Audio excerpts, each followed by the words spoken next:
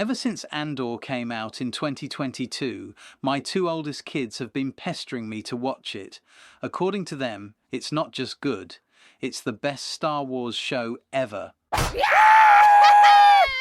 I remained unmoved, not because I doubted their sincerity, but because I tend to view sequels, prequels, and spin-offs with a mix of fatigue and suspicion.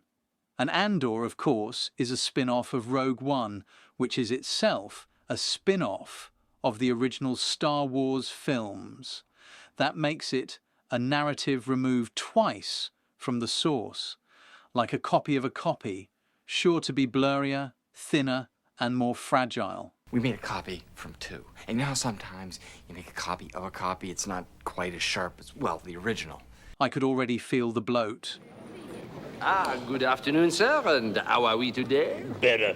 Better? Better get a bucket. I'm gonna throw up. Gaston, a bucket for monsieur. Also, I've long had fairly strong feelings about endings.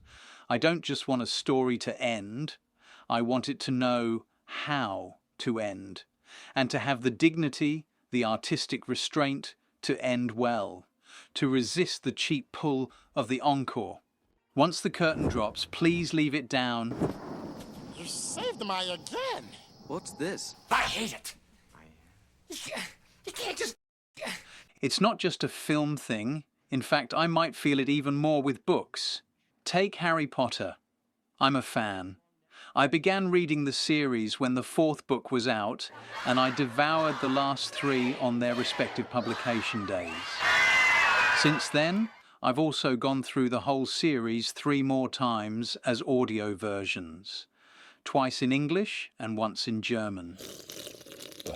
That may not qualify me for full Potterhead status, but for someone who's very selective when it comes to rereading, it's high praise. And yet, that epilogue. 19 years later, Harry's on a train platform, married to his high school sweetheart, sending his kids off to Hogwarts.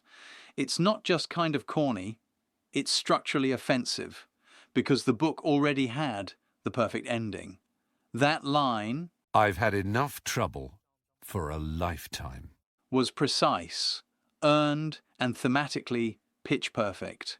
Then Rowling, perhaps like a dinner guest, who's said goodbye and put on her coat, but lingers for just one more story, lifts the curtain again and closes the series with the bland and wholly unnecessary, all was well. No, it wasn't. Not after that.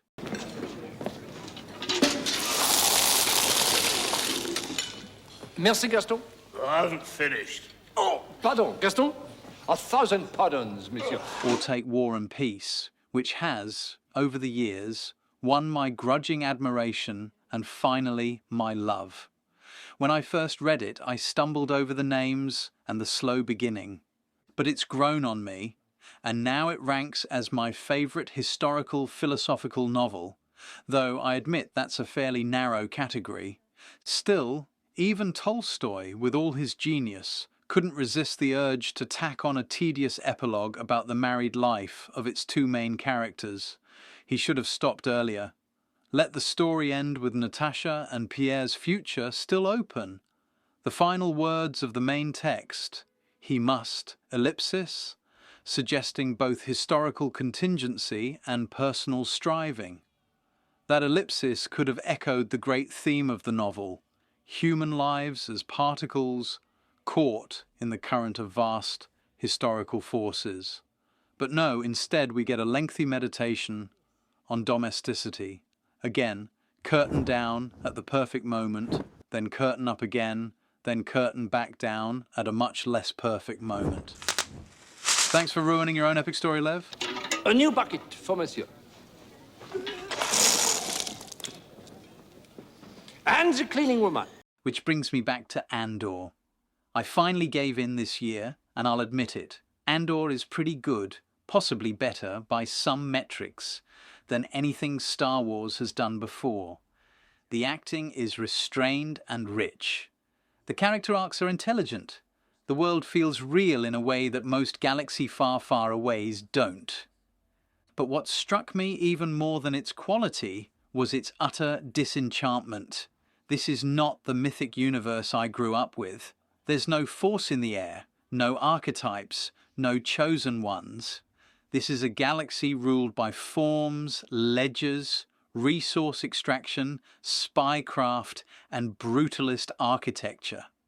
The evil here isn't a cackling emperor with lightning fingers. It's a grey-faced bureaucrat who wants a promotion. You get the sense that Andor doesn't just happen before Star Wars, chronologically. It happens before Star Wars, mythologically. Before there was magic. Which made me think, maybe this is more than a narrative trend. Maybe it's part of a deeper cultural shift, one that could be described as the move from mythos to management, from enchantment to procedural realism, from the age of heroes to the age of systems. Andor, perhaps more explicitly than any other entry in the Star Wars canon, is a textbook example of this. Gone are the luminous archetypes, Jedi, Sith, chosen ones, prophets. Instead, we are shown the mundane machinery of revolution, bureaucracy, informants, long meetings, personal sacrifice, and psychological wear. Even the victories are Pyrrhic. It's as though the mythic scaffold has been collapsed, and we're invited to witness the cold plumbing underneath. In fact, this is a world not just without magic, but one that behaves as if magic was never a live possibility to begin with. In the original trilogy, the Force was a quasi-mystical energy that governed fate and gave the story a metaphysical axis. In Andor, the governing forces are supply chains and psychological trauma. Even the villains are plausible.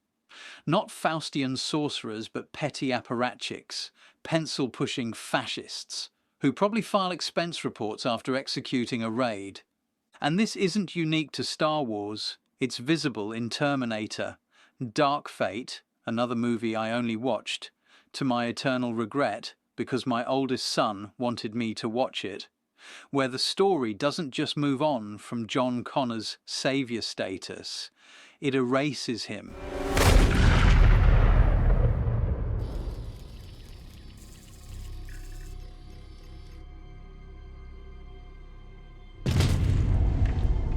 And in his place, it gives us, what?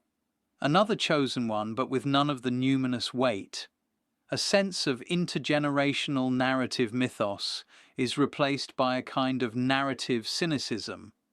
Even the Terminator, once a literal embodiment of the unfeeling, inhuman apocalypse, now lives in a cabin and has developed a conscience and a sense of humour. Wait, you grew a conscience? He has, like everyone else, been humanized, at the cost of being de-iconized.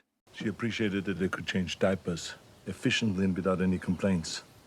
I'm reliable, I'm a very good listener, and I'm extremely funny. Ah, the new bucket and the cleaning woman.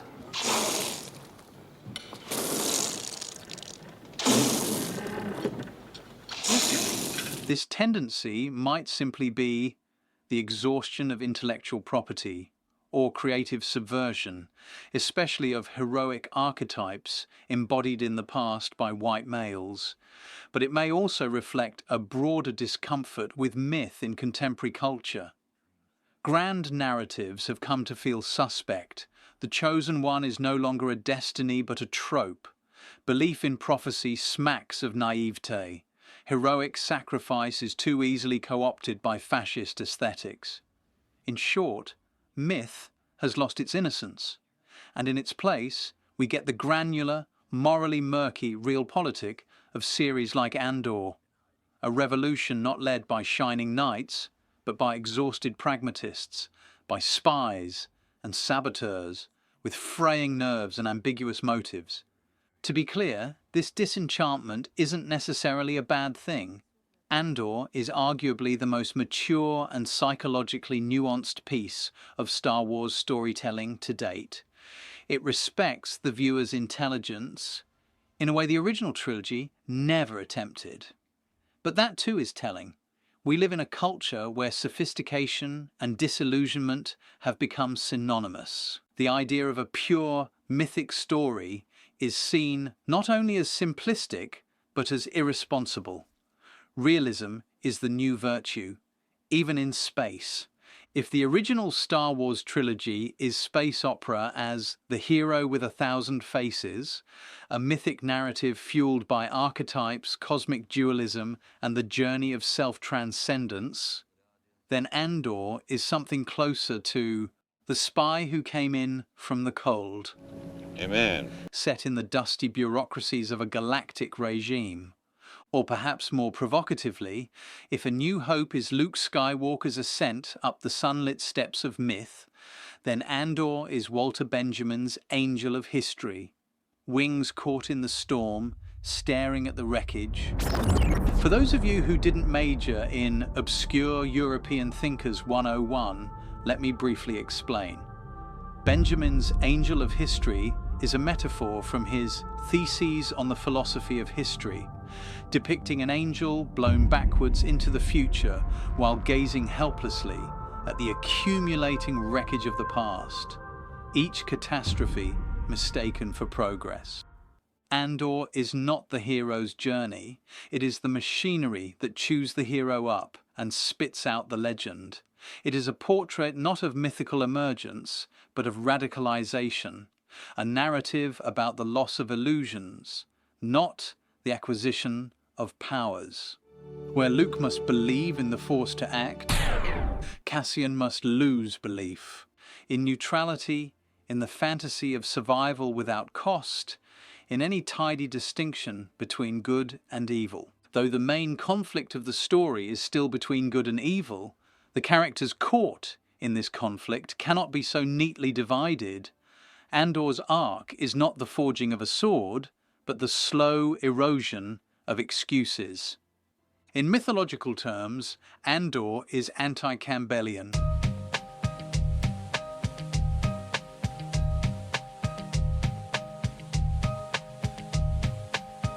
Not just in tone, but in structure. There's no magical call to adventure, no wise mentor with a twinkling beard, no cathartic moment of rebirth. There is only the inexorable tightening of history's grip. Every step feels less like ascent than entrapment. It's a Bildungsroman, but written backwards. If Luke leaves the desert and learns he is special, Cassian leaves his hiding place and learns he is disposable. Yet, in that disposability, he becomes dangerous. If Campbell gave us myth as a map of inner transformation, Andor gives us history as a furnace. The show replaces myth with structure, socio-political, economic, institutional. In Campbell's world, it's the gods who act behind the scenes. In Andor, it's middle managers. The story's energy doesn't flow from divine archetypes, but from supply bottlenecks, ideological breakdowns, and the sheer grey momentum of systems that no longer remember why they exist. We might say then that Andor is Star Wars remade in the image of Max Weber rather than Carl Jung. It is disenchantment dramatized. The Force is gone, or at least silent, and in its place is the drip-drip of clerical evil, of stifled rebellion, of empire as paperwork. And crucially, it offers no real transcendence, only at most a hint of it towards the end as a setup for A New Hope. What it gives instead is dignity without glory, meaning without magic. And that is both its power and its curse. So perhaps Andor is the hero without a face. Because in the world it depicts, heroes are not crowned.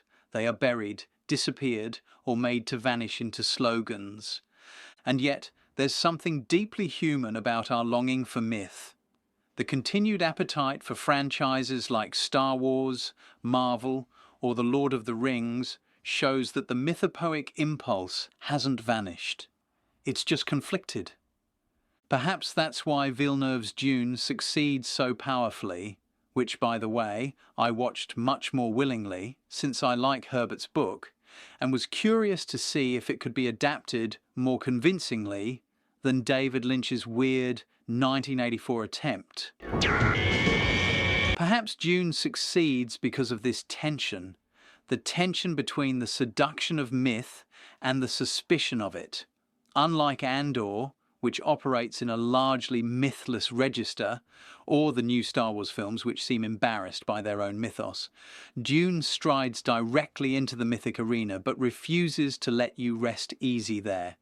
It shows you the machinery behind the awe, the cost behind the charisma, and it does so without stripping the myth of its aesthetic and emotional power.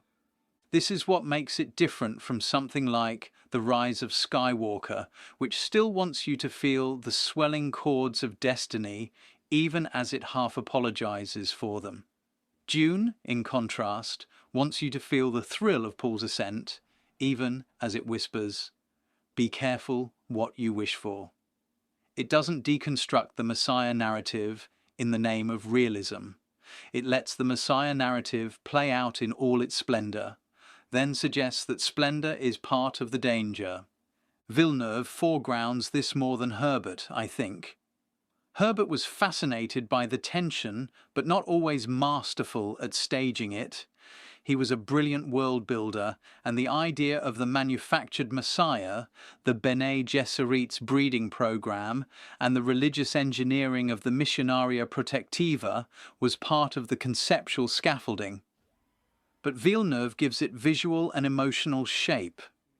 His two films brim with almost liturgical reverence, visions, chants, incense, slow-motion prophecy, and yet beneath it all is a kind of clinical detachment.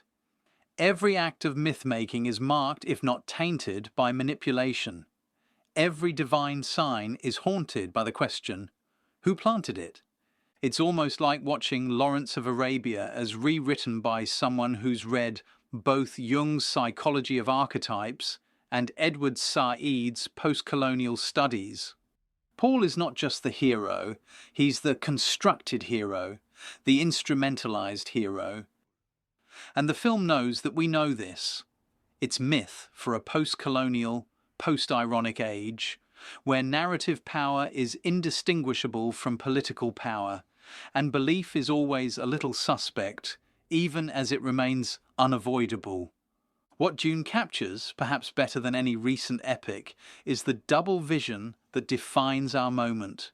We crave the sublime, the vast desert, the glowing eyes, the chosen one, but we're also trained to spot the strings.